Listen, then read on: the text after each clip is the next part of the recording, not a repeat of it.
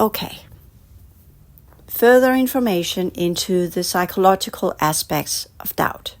We have worked through many different layers, and let us now do the exercise. In your chair, closed eyes, acknowledging the environment. It's there. You can hear the wind. You can sense your environment with your body. You feel the room, and you're aware of the room, and you're aware of you being in the chair. You feel the floor. You feel the chair as you sit on it. You feel your legs. You feel your stomach and the straight line of your back. You feel your arms. You feel your ears. You feel your nose, your mouth, your face, and your head and your neck.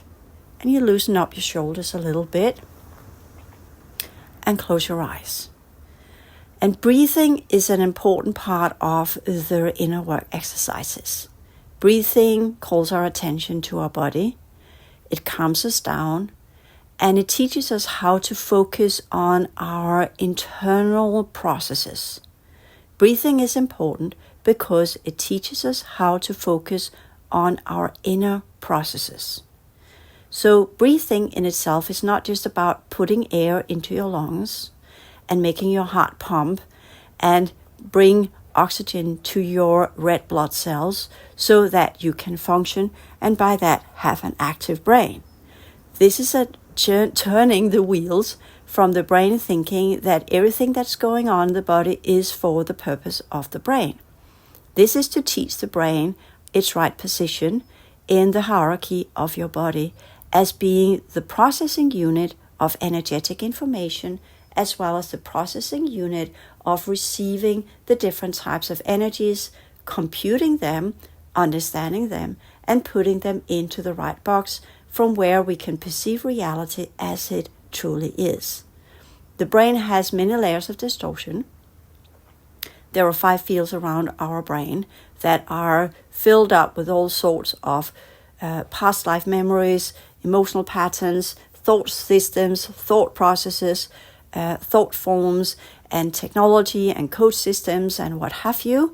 And in the emotional field for females, there are 9 layers. For males, there are 7 layers.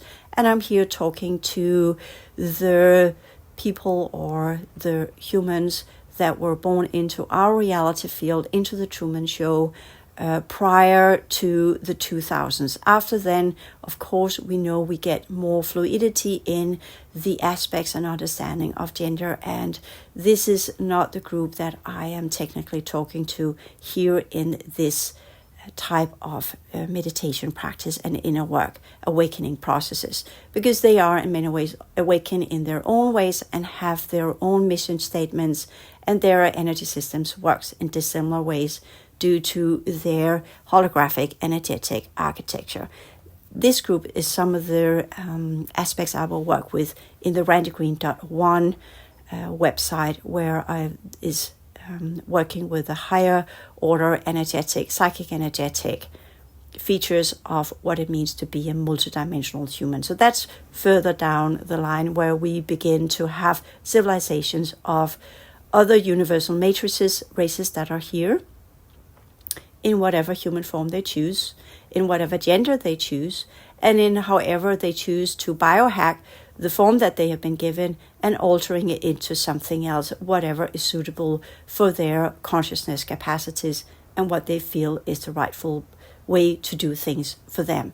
And we will, in the same manner, work with our holographic energetic architecture and our biology, as well as our emotional and mental fields, due to our generation and the way that we have been engineered and our original challenges that comes with being part of the colonizing era from where we are freeing ourselves. As with all freeing processes, nothing is simple and easy. So we have that in mind, not that it creates fear, not that we are to be intimidated by it, but we know it so we have a realistic approach to our inner work and to our processes of doubt. With that foundation, we kind of know that, okay, I have doubt because it's put there to block me. I have doubt because I have fear around what I'm going to do now. So the first thing is that we look into and saying, okay, is it blocking or is it fear? Is it technology or is it my own processes? And with most things that with new territory for us to learn to master, the fear is most likely connected to our own emotional processes as well as our own history inside the solar system and beyond. So that's the first step. And that is part of our emotional field. So even though we would like to override doubt with mental processes and telling ourselves, I can do this, I got this, I just need to do this and then I can do it, we also need to understand the subconscious fear processes that are running like waters beneath our emotional field and our logical senses. And of course, I'm talking from the standpoint of being a female born in 1968. So I am of the old classification of what we see as gender, as well as how that gender is connected to the physical form, as well as how that's connected to specific emotional processes. Males have doubt as well, but it works in a different manner. So those of you who are males listening to this, you will deal with what you can from here and what resonates with your energy system, and perhaps take it as an exercise in activating what we could say the more female version of your inner processes more than the male version of the inner processes. Because the male brain functions differently than the female brain. Your amygdala responds differently to fear than the female body amygdala responds to fear.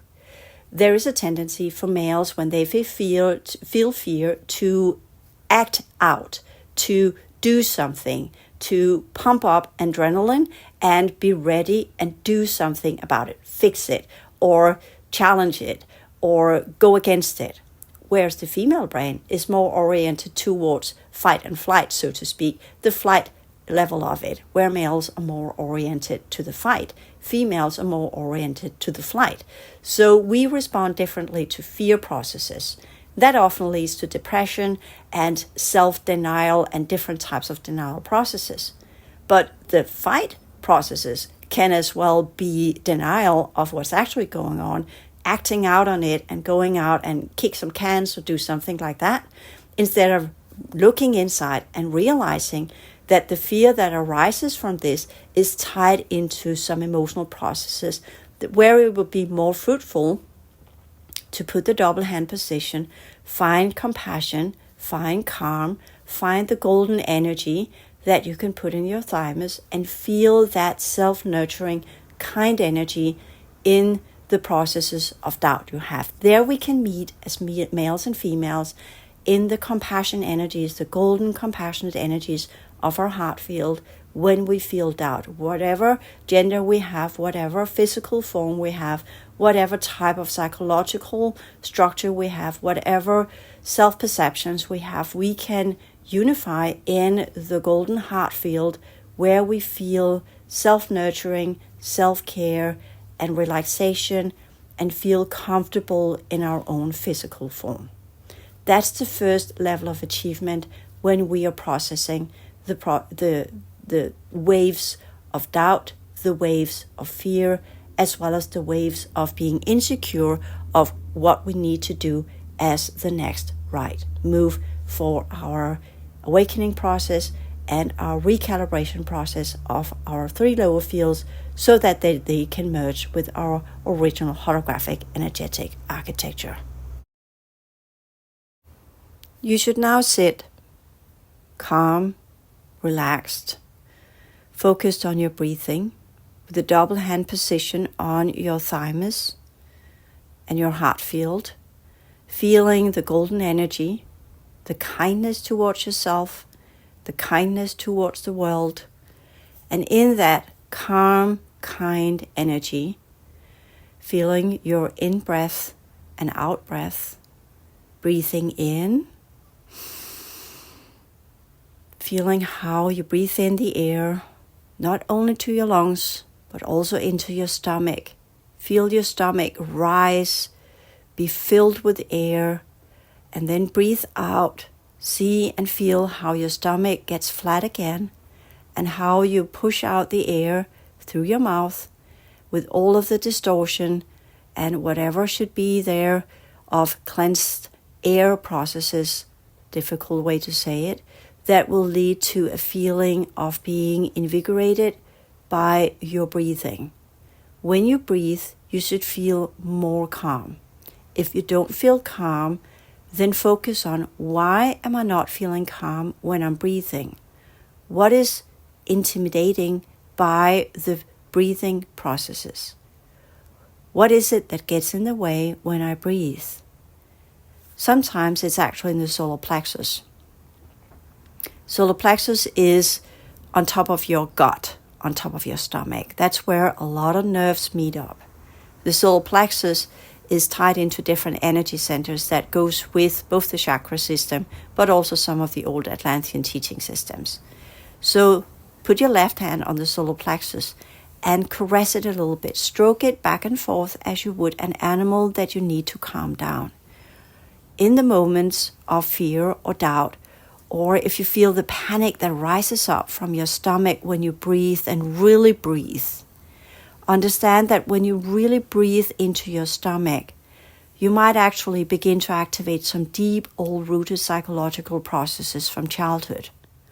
Many people are what we call surface breathers because they have disconnected their head from their body because that felt more safe. Because being in the body is fearful. It was too over-emotional. It was felt too much. It gave stomach ache. It perhaps created headaches. It made you feel uncomfortable, especially around, for instance, parents that were arguing or other types of influences that made you feel unsafe. So the solar plexus is where the root of the energy that creates the ego is situated. Hence, many children have stomach ache. But it's also a huge nodal point, a huge hub of many nerves, and that is influencing what we could say the processes of the gut. The gut and the kidneys are also connected, and they're also connected to the fight and flight, which goes with that if you feel fear, the solar plexus kick in and begin to shut down all of the processes of the body that are no longer necessary so that you can run or whatever the body needs to do. It shuts down all of the inner organs and pushes out all the energy to your legs or to your arms, as well as to the certain levels of the brain that will ensure that you will respond in a manner that will protect your body. Hence, many people that are in a constant state of stress gain weight, produce too much adrenaline as well as too much cortisol that then begins to break down the cellular structure because the body is always in a state of fight and flight, and by that is no longer calm enough to process what you eat. It will just be gathered as fat so that you can respond in a proper way. It keeps preparing itself for a situation where it can run and use the ATP or the energies of the cells to run and get out of that stressful situation. So many people have stress in the solar plexus. They have fear in their heart, and this connects to the mind as well as the emotional field and producing some of the foundational layers of doubt.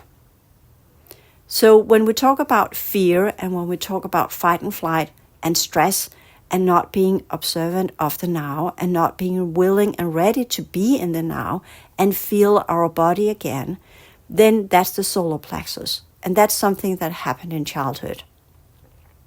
When you put your left hand on the solar plexus, you can put the right hand there as well. Give calm to your solar plexus.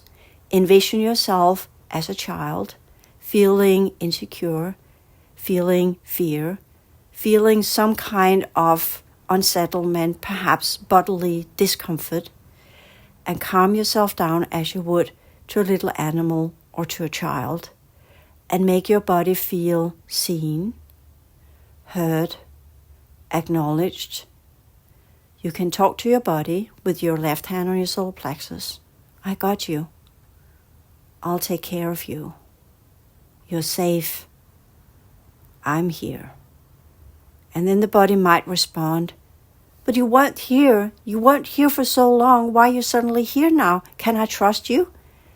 That's the first part of the process of reconnecting to your body via the solar plexus, is to gain trust and regain trust between you and your body, where it knows, I can trust that brain and the processes of the brain and that ego that has created itself inside of me.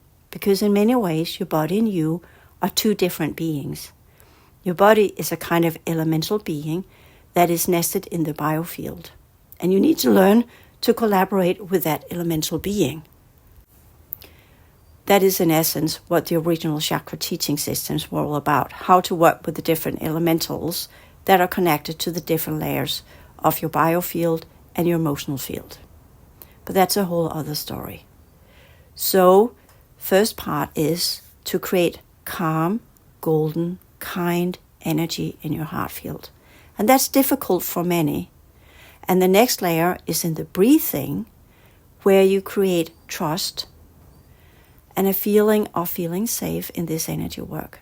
And if you, for many reasons, can only feel the fear or feeling how unsafe you are in the breathing, then you should continue with the golden energy in your heart, the kindness, and how to breathe that kindness into your solar plexus and create trust with your body. Your body, the biofield and emotional field, are technically connected through the solar plexus. The heart field is technically connected to the higher levels of your energy system, the higher order holographic energetic architecture. So when you create the golden calm energy in your heart field and you create the safe calm energy in your solar plexus, then you're beginning to build the bridge between the lower fields and the higher fields. For many, the golden energy in the heart field will suffice as a visual imagery, a kind of self-made, calm, golden vortex. And for those of you who say, well, what kind of kindness should I put there? Well, imagine yourself out in nature. You can imagine yourself sitting on a meadow, and the sun is shining, the sky is blue, and you feel the soft wind around you. You can feel how the soft wind touches your skin. It touches your hair, and you can feel how the environment is soothing, nurturing, and makes you relax. You can either stay standing, sitting, or perhaps you can lie down on the meadow, all depending on what suits you best. But as you're there, I suggest you sit down and you look at the flowers of the meadow, investigate each flower, and find one particular flower that you want to investigate further. You don't pluck it because you're kind to nature, and it's not your place to pluck the flower. The flower has its purpose as part of nature, and not as a cut-off flower in your hand. Look at the flower. We could envision a daisy. See how the white leaves are there. Each one of them has their own little type of texture. You can feel the texture. Do it with kindness. As you imagine yourself sitting on a meadow on a sunny summer day with a kind breeze, blue sky. We could say an early summer day where everything is very green and very delightful, and something you have yearned and longed for during the hard winter times. Finally, spring is here. You can hear the birds chirping, and everything feels exactly as it should be. Focus again on the flower. See how the wind touches the flower and makes its little head nod back and forth. Appreciate the flower. Feel the connection between you and the flower. As part of the flower can be seen as a symbol of an access point to earth energies. Appreciate the flower for being there, radiating its beauty, showing you how beautiful the world is, and how that beauty can be connected to your heart field and how you in many ways are like the flower. You might be able to walk, but you are also radiating and emanating the beauty of the surroundings, the beauty of the world that you're part of. And you feel the kindness between you and the flower grow because it's fragile. And you're fragile in many ways on the subtle energy levels. And kindness is an important feature of how to work with the subtle energies of the heart. The golden energies come from kindness. And pointing kindness towards other living beings, beginning here with the flower, because that's easy. It doesn't demand anything from you. It doesn't reflect anything back to you other than what you project into it. So if you project beauty into the flower, it will radiate that back to you in gratitude.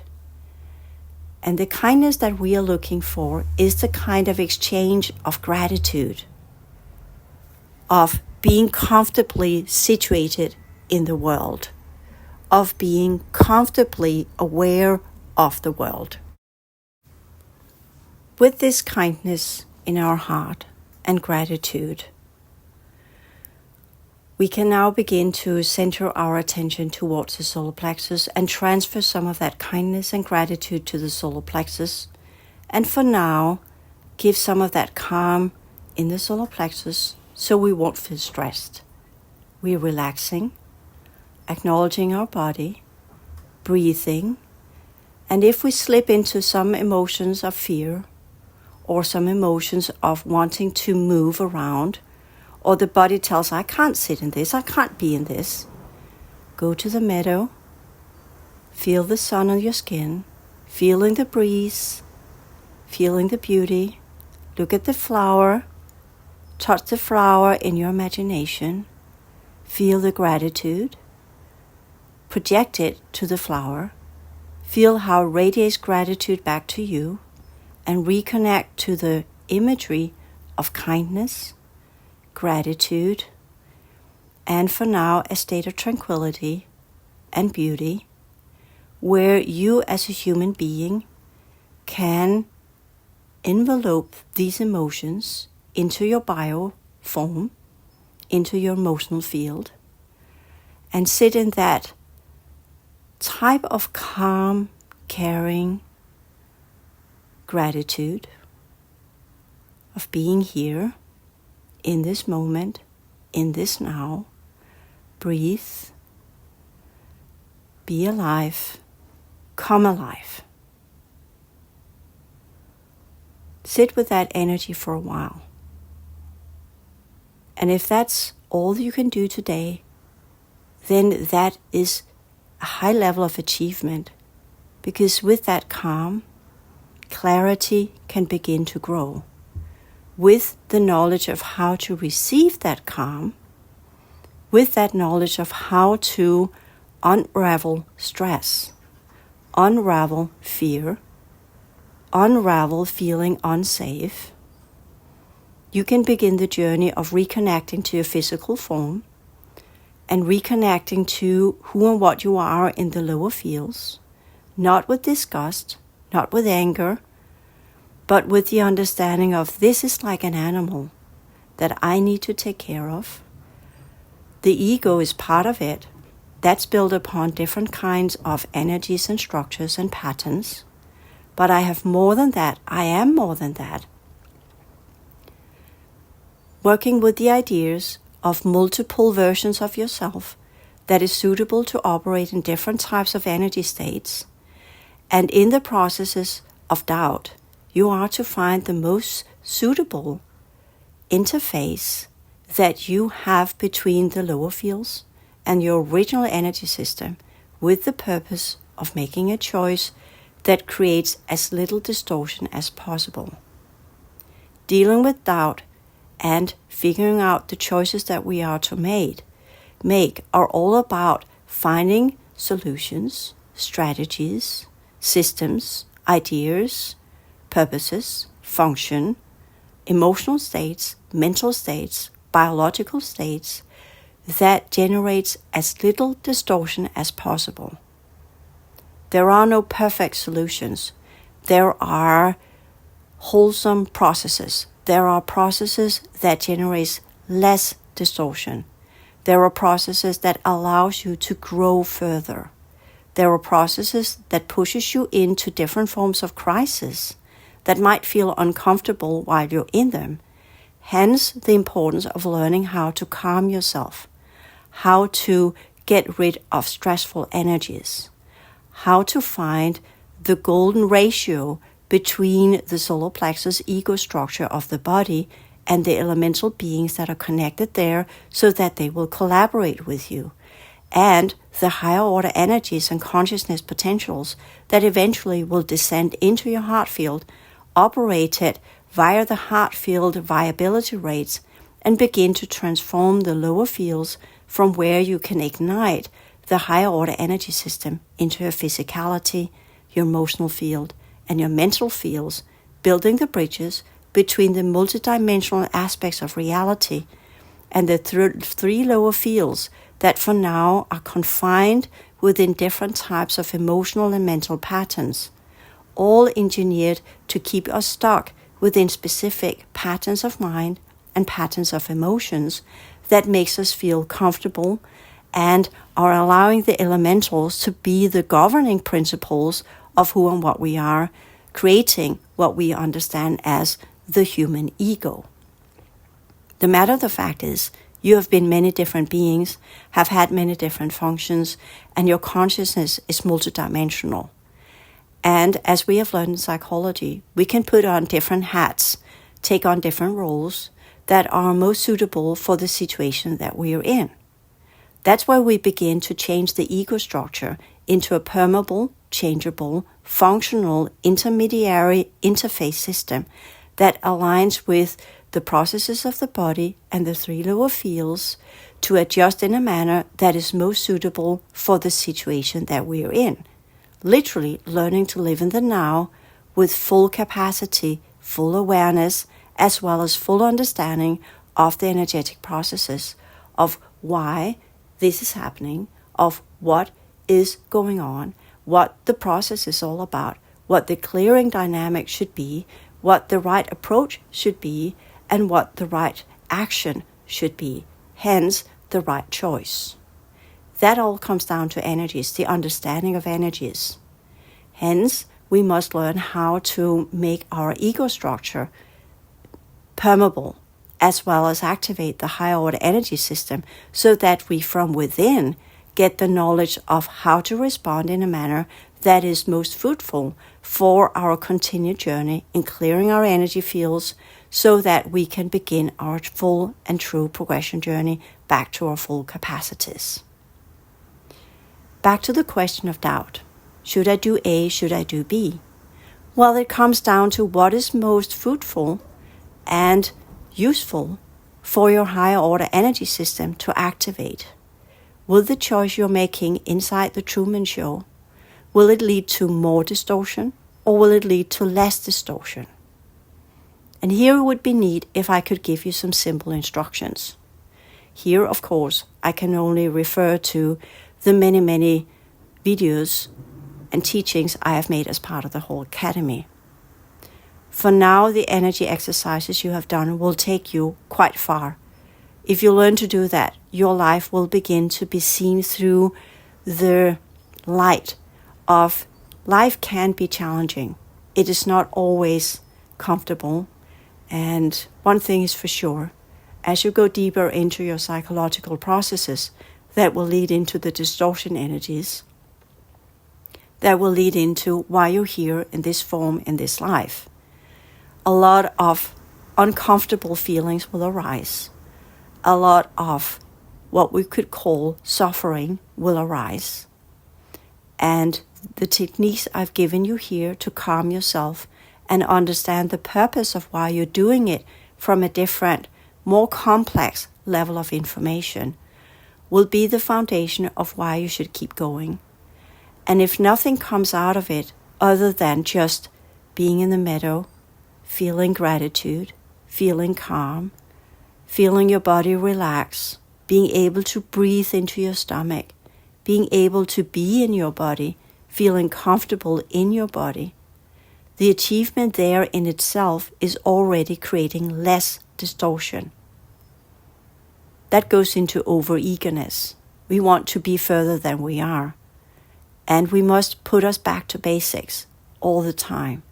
Breathing, feeling our body, feeling calm in our body, feeling safe, let the energies that we are made of calm down, the elemental beings learning to work with us, understanding that our approach to our body must be nested in kindness, that our work with the reality around us must, most of the time, be nested in kindness.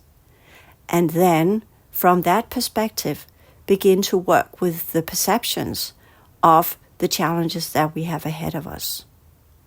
Yes, later on, kindness is not always the correct tool.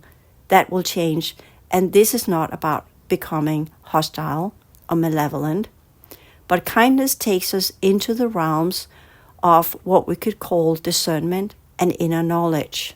That opens up the gateway to the heart field and the inner knowledge where trust can begin to build bridges to the higher order energy system, where the elemental beings of your body, the patterns and the energetic parasites of your emotional field, and the mental processes will learn that inner information, what comes from within, can be received and does not need to be blocked out. Because doubt is not just about outer circumstances, it also ties into inner circumstances. And if we have fear about making choices in the outer realm due to feeling insecure and not trusting ourselves and our own abilities, and feeling that this leads to stress, then we will take the same type of dynamic, because it is psychodynamic, and we will put that onto the information we get from within. And then we are in a catch-22, where we can't move on the outside and we can't move on the inside. So one of the ways to go around doubt is in the physical world. Often when people have, this is very, very base program, but if people feel thirst, many people do not go and drink water. Instead, they postpone it. When you feel thirst, you go and drink water, assist your body. When you need to go to the restroom, you do what your body tells you. You begin to build the connection with your body again, so that the body trusts you to take care of it. Step 1. Step 2, emotionally, learn to respond in ways that are transformative. I talk about that in the HAL Academy material. Most of the processes there are all about how to reconnect and how to grow our potentials so that we can do what we need to do, understanding that our body and our lower fields are the tools that we are to transform to becoming the tools that will build the bridge to the higher order energy system. We cannot deny who we are. We can learn to encompass it. We can learn how to transform it. And we can learn how to be in alignment with it and understand this is who we are now. This is the world as it is now. And how do we deal with reality as it is? And how do we deal with us as what we have become?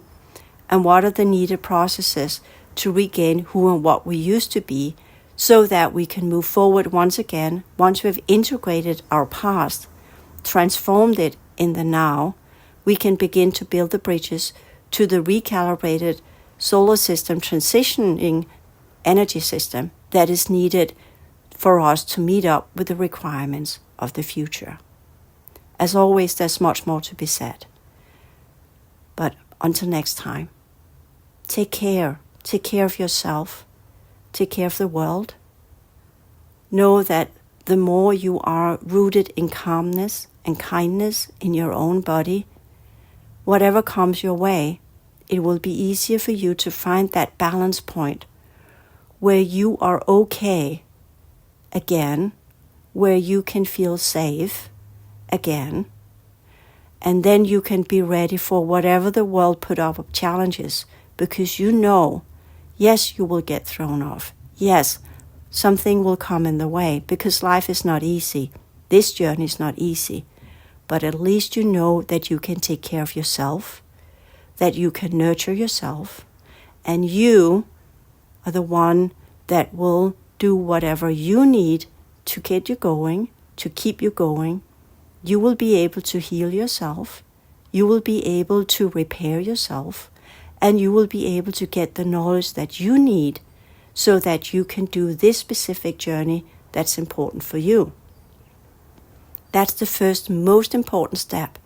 And once you have that self-confidence, once you understand that you can do this, then doubt will not be the over-enveloping fear or blocking mechanism, because you know, I know how to do this. I just need to calm down. I just need to feel the kindness, and then the solutions will come, because I got this. I got you, body. I know how to do this. I used to be able to do this. I can regain that ability, because everything in our world now is pointing towards the ability to reconnect to who we once were, who we truly are, and what we truly can become if we choose to do so. So until next time, take care.